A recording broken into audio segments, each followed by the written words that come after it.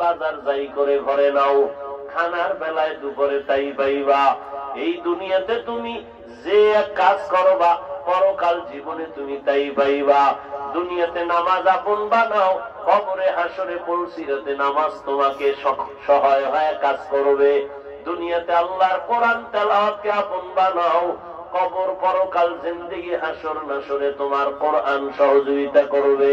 قال رسول الله صلى الله عليه وآله وسلم إذا وزع الميت في قبره جاء القرآن عند رأسه والصلاة عن يمينه والصيام عن شماله وسائر الحسنات عند رجليه। নবী বলেন, মানুষ যখন মরে যায় কবরে রাখে চার জিনিস, চার দিক থেকে তার সহযোগিতায় দাঁড়ায়। মাথার কিনারায় দাঁড়ায় কোরআন, ডান পার্শ্বে নামাজ, বাম পার্শ্বে থাকে তার সহযোগিতার জন্য রোজা, পায়ের কিনারায় থাকবে নেক আমল। ফেরেশতা আসবে প্রশ্ন করার জন্য, নিষেধ করা হবে আসবা না। কে নিষেধ করছো? বলে আমি এই বান্দার প্রিয় বন্ধু কোরআনুল কারীম। ডান পার্শ্বে যাবে আসবা না। কে নিষেধ করছো? বলে আমি তার নামাজ। বাম পার্শ্বে যাবে আসবা না। কে নিষেধ করলা? বলে আমি বান্দার বন্ধু রোজা। পায়ের কিনারায় যাবে, বলবে আসবা না। কে? বলে যাবতীয় নেক আমল, মেসওয়াকের আমল, দস্তরখানের আমল।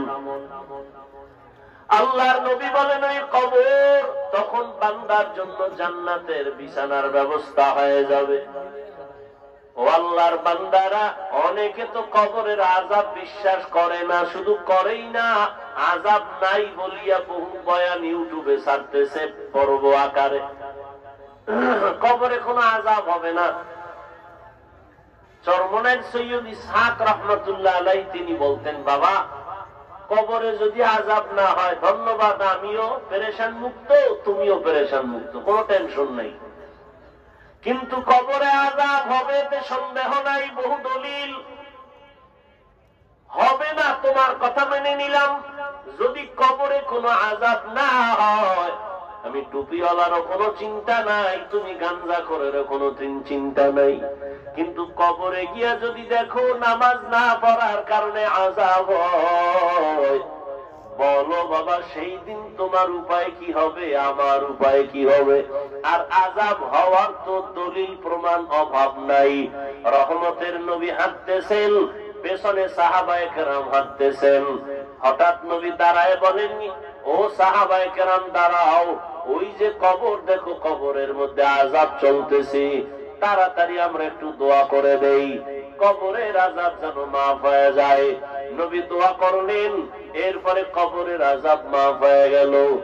আমাদের জাতি ভাইদের মধ্যে একদল প্রশ্ন করেই ফেলবে, হাফিজ ভাই ধন্যবাদ আপনাকে, আজকে নবী কবরের আযাব দেখে দোয়া করলেন, তাহলে আপনারা কেন নবীরে গাইবের মালিক মানেন না? নবী যদি গাইব নাই জানে, কবরের আযাব দেখলেন কিভাবে? প্রশ্নকারীরা আছে না, এ নিয়ে কিলাকিলি করবে, তুই নামাজ পড়বে না, তুমি নামাজ নাই, রোজা নাই, হালাল হারামের ভেদাভেদ নাই, তোমার এই সমস্ত বিষয় নিয়ে তর্ক করার তো কোনো সুযোগই নাই, অধিকারই নাই। একটা মুসলমানের সব থেকে বড় পরিচয় নামাজ। নবী বলেন, বাইনাল আবদি ওয়া বাইনাল কুফরি তারকুস সালাহ। বেঈমান আর মুমিনের ব্যবধান হলো নামাজ। বেঈমান নামাজ পড়ে না, মুমিনেরা নামাজ ছাড়ে না।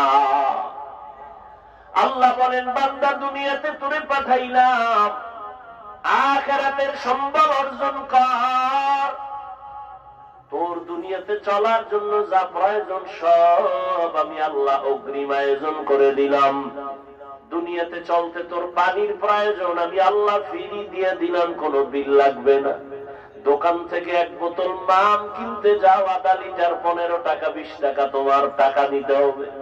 আমার আল্লাহর দেওয়া পানি কি পরিমাণ ফ্রি ভোগ করেছো, কয় টাকা বিল দিয়েছো? ও বান্দা, আল্লাহ বলেন দুনিয়াতে চলতে তোমার প্রয়োজন আলো, আমি আল্লাহ সূর্য দিয়া চাঁদ দিয়া ফ্রি ভাবে তোমার আলো সার্ভিস দিয়ে দিলাম, কোনো বিল চাই নাই। দুনিয়াতে চলতে তোমার বাতাসের প্রয়োজন আমি ফ্রি করে দিলাম, কোনো বিল লাগবে না। ও বান্দা, তোমার চলার জন্য রাস্তার প্রয়োজন দিলাম, খানা